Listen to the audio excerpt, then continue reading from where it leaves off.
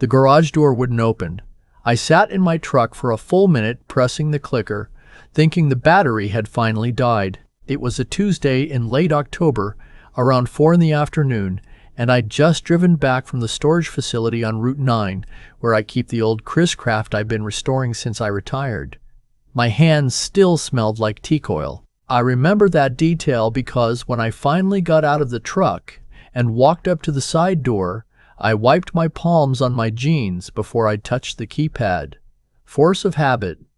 My wife hated when I left smudges. The keypad blinked red. I punched in the code again. 0719.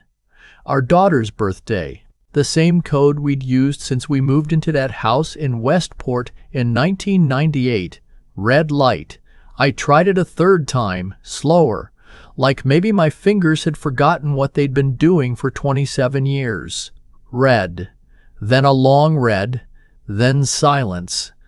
That's when I noticed the lockbox. One of those gray realtor lockboxes hanging from the front door handle, the kind they use when a house is on the market. I walked around to the front. There was a sign in the yard. SATE, in red letters across the white. Coastal Properties of Fairfield County. I knew the agent. We'd had her over for Christmas dinner once, back when my wife still liked entertaining. I didn't yell. I didn't pound on the door. I walked back to the truck and sat with my hands on the steering wheel and looked at the house I'd paid the mortgage on for 27 years, and I felt something in my chest that wasn't quite anger. It was closer to recognition, like when you've been hearing a strange noise from the engine for weeks and you finally place it. My phone buzzed. A text from my wife. Check the kitchen window. Notes on the counter. Don't make this harder than it needs to be. I drove around to the back. The kitchen window faces the garden, the one she said she'd always wanted and that I'd built the raised beds for in the spring of 2003. The window was unlocked.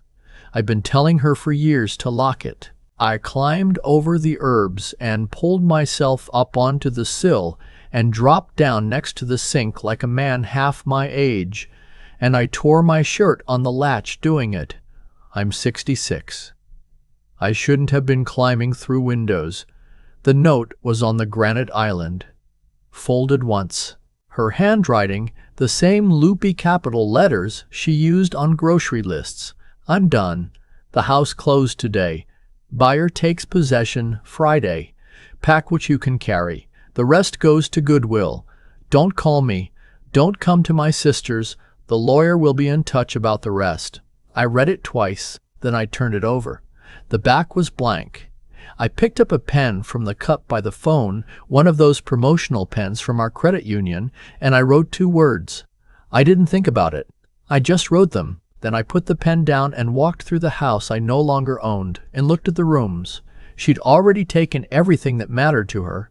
The Tiffany lamp from her mother, the photo albums, the good silver from the dining room hutch. What was left was mostly mine. My books, my fishing gear, my father's old pocket watch in the desk drawer in the den. The kitchen still had her coffee mug in the sink, half full. Lipstick on the rim. She left in a hurry, or she wanted me to think she had. I packed 2 duffel bags. I took the watch and a box of papers from the den safe, tax returns, our marriage certificate, the deed I needed to look at again, my Navy discharge, the kids' birth certificates. I took my fishing rods because I couldn't stand the thought of them sitting in a Goodwill bin. I left her coffee mug where it was. Then I drove to the Marriott courtyard out by the highway and got a room on the 2nd floor and sat on the edge of the bed for a long time before I called my brother. He picked up on the 2nd ring. What? She sold the house. There was a silence. My brother is 2 years older than me and was a litigator in Hartford for 35 years before his hip went. He doesn't waste words. How? That's what I want to know. Don't sleep at the house. Don't go back. Don't sign anything she sends you. Don't talk to her lawyer without me on the line. You hearing me?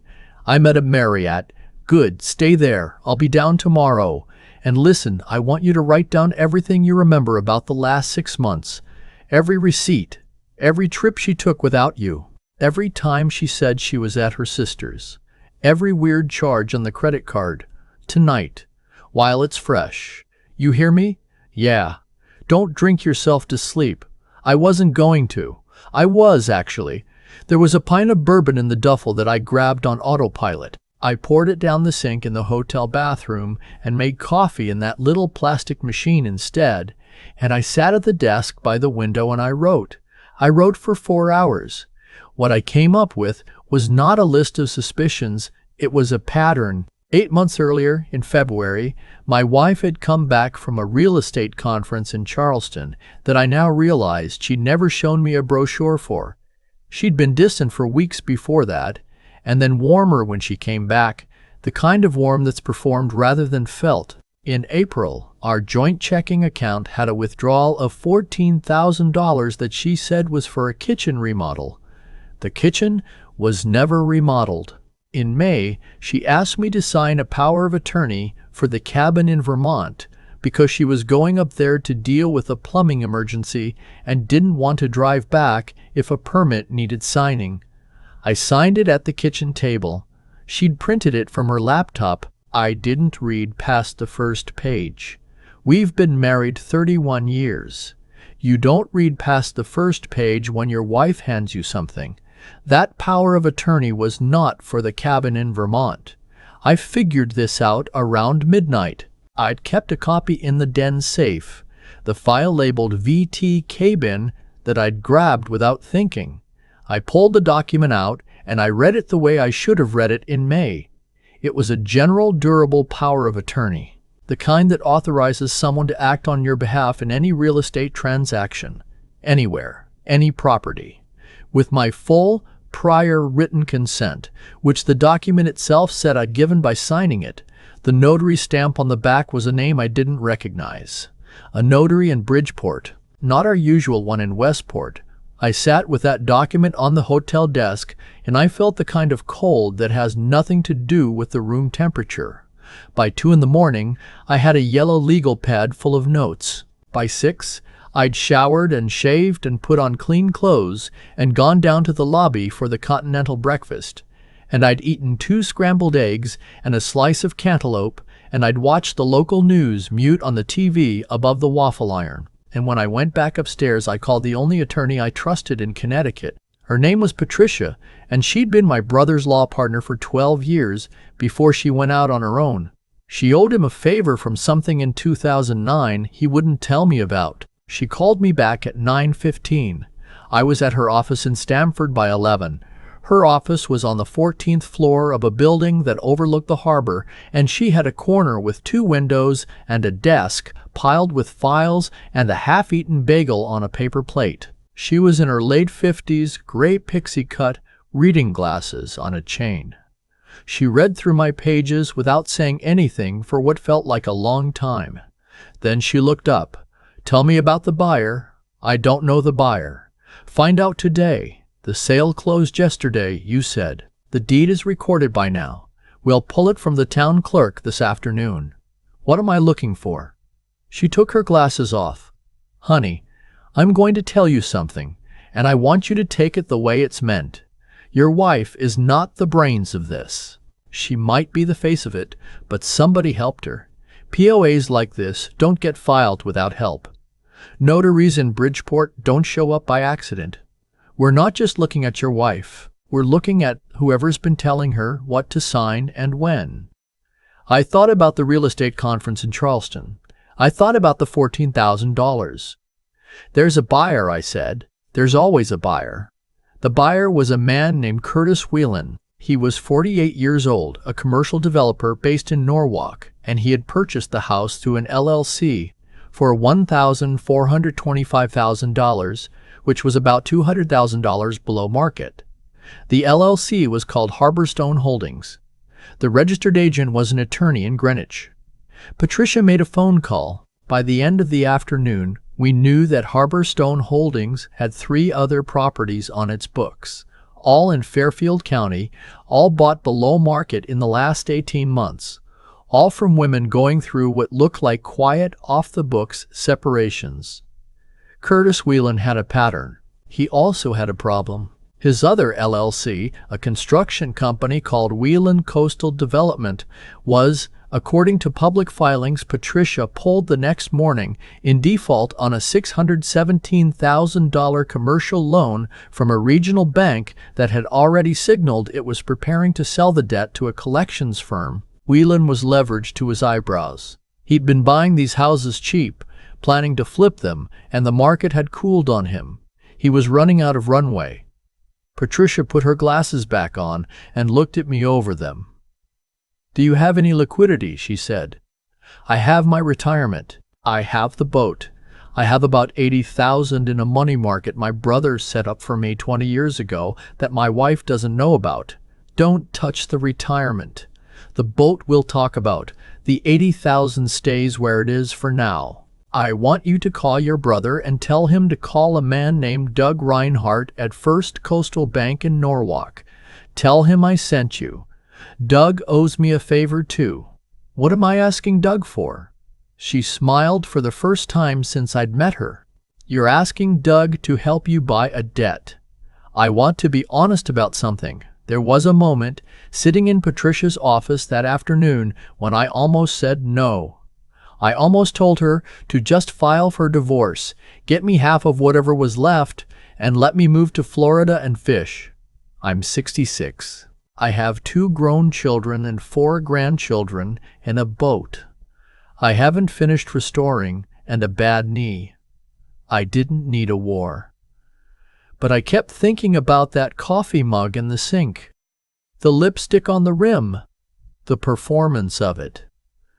The way she'd been so sure I'd just go. And I kept thinking about my daughter, who was 36 and a teacher in New Haven, and who had loaned her mother $22,000 the previous summer for what my wife had told her was a bridge investment. My daughter had told me about the loan in September, casually, assuming I knew.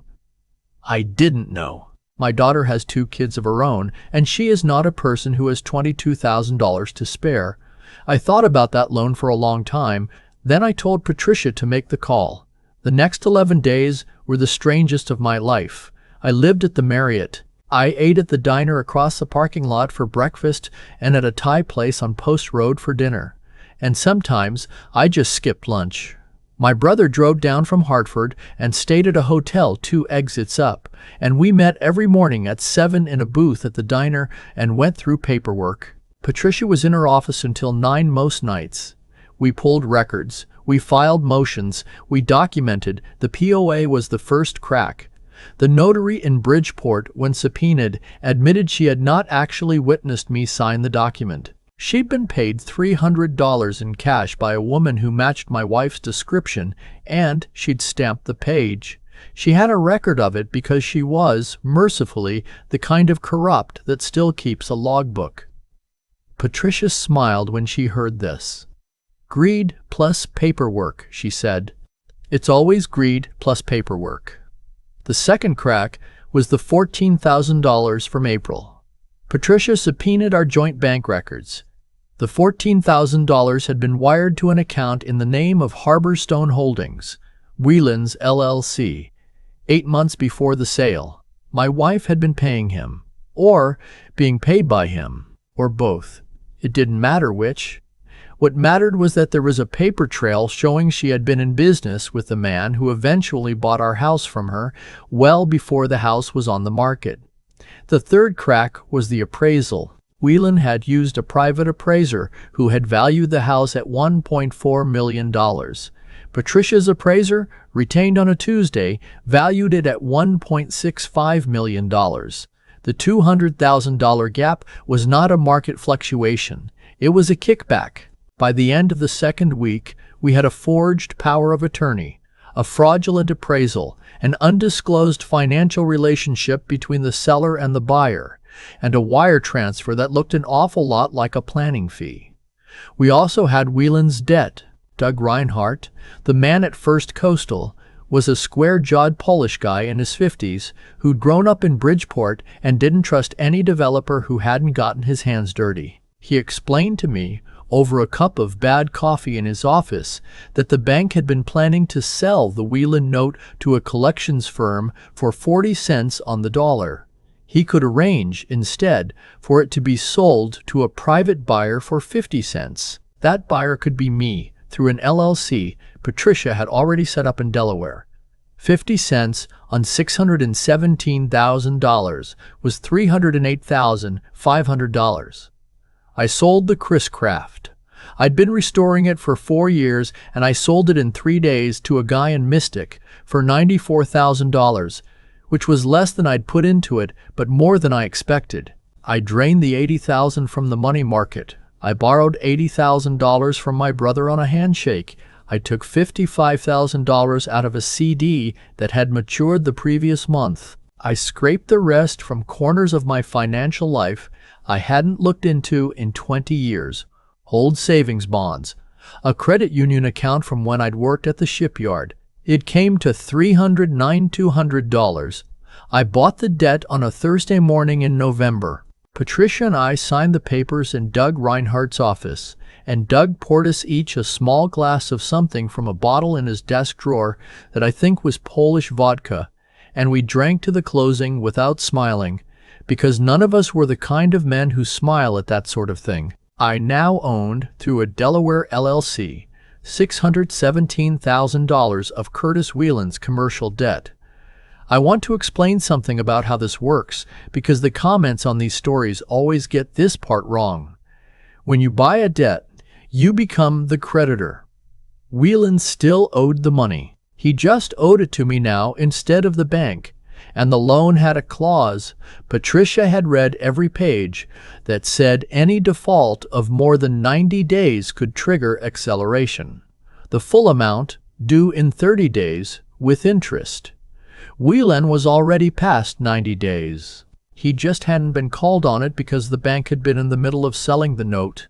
I had Patricia send him a letter on a Friday afternoon. Certified return receipt requested. The letter informed him that the holder of the note had changed and that, pursuant to Section 14, the loan was being accelerated. Full payment of $617,000 plus accrued interest and fees of $43,800 was due in 30 days. I went back to the Marriott and I ate dinner alone at the bar, and I watched the Giants lose to the Cowboys, and I went to bed at 9:30. The phone calls started Monday. The first was from Whelan's attorney, a man named Robert Castellan, who was the same registered agent I'd seen on the LLC paperwork. He was furious in that quiet, controlled way that lawyers are furious. He demanded to know who the holder of the note was. Patricia, on the call with me, told him that information was confidential per the assignment agreement, but that we could meet to discuss alternative arrangements. The second call was from my wife. I let it go to voicemail. I let all her calls go to voicemail. There were 19 of them across 4 days. I deleted them without listening. The third call, on Wednesday, was the one I'd been waiting for. Castellan again, calmer this time, asking what the note holder wanted in exchange for forbearance. Patricia and I had rehearsed this. I sat in her office with the phone on speaker. The note holder, Patricia said, is interested in the unwinding of a real estate transaction your client closed on the 17th of last month, a property in Westport. The note holder believes the transaction was procured by fraud. The note holder is prepared to discuss forbearance on the loan in exchange for the voluntary rescission of that sale, restoration of title to the proper joint owners, return of all funds with interest, and a full release of any claims against the joint owners by your client. There was a long silence. "That's a hell of an ask," Castellan said. "The alternative," Patricia said, "is that we move forward with collection, which will trigger cross-defaults on at least 2 other Whelan properties we're aware of. And we will also be filing a civil complaint in Superior Court alleging fraud, conspiracy, and unjust enrichment, naming your client and his co-conspirator. The complaint will be a public document. I imagine that would be of interest to your client's other creditors." Another silence. "Give me until Friday," Castellan said. "You have until Thursday at 5. He took it to Thursday at 4:40. The deal was that Whelan would rescind the sale, return the $1,425,000 to the seller, my wife, who would in turn return it to the joint marital account with the buyer's notarized acknowledgement that the transaction had been improper. Title would revert to me and my wife jointly. In exchange, I would forbear on the note for 90 days and take payments on the original schedule. I held out for one more thing. I made him put it in writing that the original POA was void ab initio and that he, as Whelan's attorney and the agent of record on the LLC, had no good faith basis to have relied on it. I wanted that letter. He gave it to me by Friday at noon, and that letter was what I needed for the criminal referral. Let me tell you what justice looks like in a small county in southern Connecticut.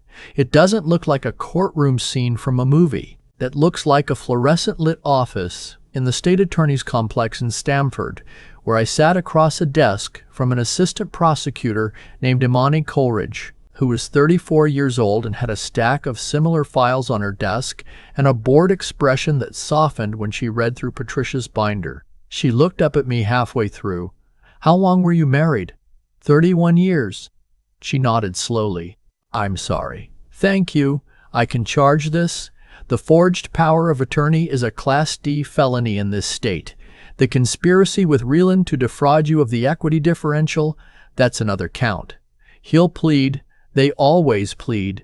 Your wife may not. Wives sometimes don't. What happens to her if she doesn't plead? 18 months to 3 years. With the right attorney, maybe probation and restitution. She'll lose her real estate license. Permanently."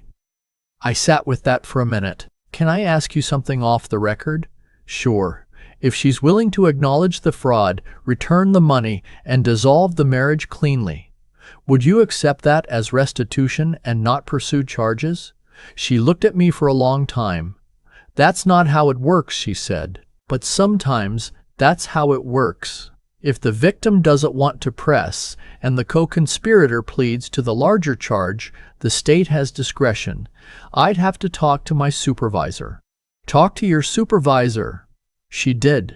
The deal she came back with 3 weeks later was this. Whelan pled guilty to 1 count of fraud and 1 count of conspiracy. He got 2 years suspended, 5 years probation, $50,000 fine, and the loss of his developer's license in Connecticut. His other LLCs went into receivership within 4 months. I held his note, and he made his payments on the 3rd of every month for the next 11 months until his bankruptcy filing wiped most of it out. I recovered about $200,000 of the $200,000 other $109 I'd put in. The rest I wrote off as the cost of an education. My wife was not charged. She signed an acknowledgement of the fraud in the prosecutor's office in front of a witness. She returned the $1,425,000 to the joint marital account. She agreed to a divorce settlement in which she received 40% of the marital assets, significantly less than Connecticut's standard, and agreed to repay our daughter the $22,000 with interest. She lost her real estate license voluntarily. She moved to her sister's house in New Hampshire. I have not spoken to her since. She did call me one more time about 6 months after the divorce was final. I didn't pick up. The voicemail was 43 seconds long. She said she was sorry. She said she didn't know how it had gotten so far. She said Curtis had told her, and then she trailed off because she knew the next words were going to sound like the ones every con artist accomplice says when the con falls apart, which is he told me, and she had enough self-respect, even then, not to finish the sentence. I deleted the voicemail. I kept the house. I live there alone now, mostly. My daughter and her family come down on weekends. My brother visits. The Chris Craft is gone, but I bought a smaller boat last spring, a used Boston whaler I take out of the harbor on calm mornings. I had the locks changed. The keypad on the garage door has a different code now. I don't tell anyone what it is. About the note, the one she left on the counter. After everything was over, after the divorce was final and the house was back in my name and Whelan had taken his plea, Patricia mailed me a manila envelope. Inside was the original, the one I'd left on the kitchen counter that October afternoon. She'd subpoenaed it as part of discovery. It had been sitting in a binder in her office for a year and a half. I sat at my kitchen table and I unfolded it and I read what my wife had written, and then I turned it over. The 2 words I'd written on the back, in a credit union pen, in the kitchen of the house I no longer thought I owned, were these: "Read carefully." I'd meant it as advice to myself, I think, or to her, or to the buyer, whoever he turned out to be. I hadn't been thinking clearly. I'd just written what came to me. But sitting at that table, 18 months later, in the house I'd fought for and won back through means I would never have imagined a man like me capable of, I realized those 2 words were the entire story. She hadn't read carefully, not the document she made me sign, not the man she'd partnered with, not the husband she'd thought would just leave. I had. Sometimes, late at night, when the house is quiet and my knee is acting up and I can't sleep, I think about the moment I stood at that keypad with my hands smelling like teak oil and watched the red light blink 3 times. I think about what I would have done if I'd been a different kind of man, a louder one, a more reactive one, a man who pounded on the door instead of climbing through the window, a man who screamed instead of writing. I think I would have lost. The quiet ones win. Not always, and not without cost, and not in the ways the movies tell you, but often enough that I wanted to write this down in case anyone reading needs to hear it. Read carefully. That's the whole thing. That's all I have to say. I've thought a lot, in the months since all of this ended, about the difference between reacting and responding. Most men my age were raised to react. Somebody pushes you, you push back. Somebody takes from you, you take back twice as hard, and you do it loud so the world knows. That's the model. That's what we were taught. And I'll tell you honestly, when I stood at that keypad with my hands smelling like teak oil and watched the red light blink, every reflex I had was screaming at me to pound on the door until somebody answered for it. I didn't. And the reason I didn't, I think, is the closest thing to a lesson I have to offer. What my wife did to me was not an accident. She made a choice in February when she went to that conference. She made another choice in April when she wired our money to a stranger. She made another in May when she handed me a document and counted on 31 years of trust to keep me from reading it. Every step she took came from a step before, and every step I took afterward, calling my brother instead of yelling, drinking coffee instead of bourbon, writing things down instead of breaking things, every one of those came from a choice too. Causes have effects. The man who reacts loses the next move. The man who responds keeps it. I'm not telling you to be cold. I cried in that hotel room. I cried again when I sold the Chris Craft, because that boat was 4 years of Saturday mornings, and it was supposed to be the thing I did in retirement, and I had to hand it over to a stranger to fund a war I never wanted. Feeling things isn't weakness. Letting feelings drive your hand is. The 3 things that got me through were the 3 things I'd want my grandchildren to learn if they ever sit down and read this. Be decent, even when you're being wronged. I never lied to a court. I never forged a paper. I never paid a notary in cash. The way you win matters more than whether you win. Be smart. Read the document. Ask the question. Call the lawyer.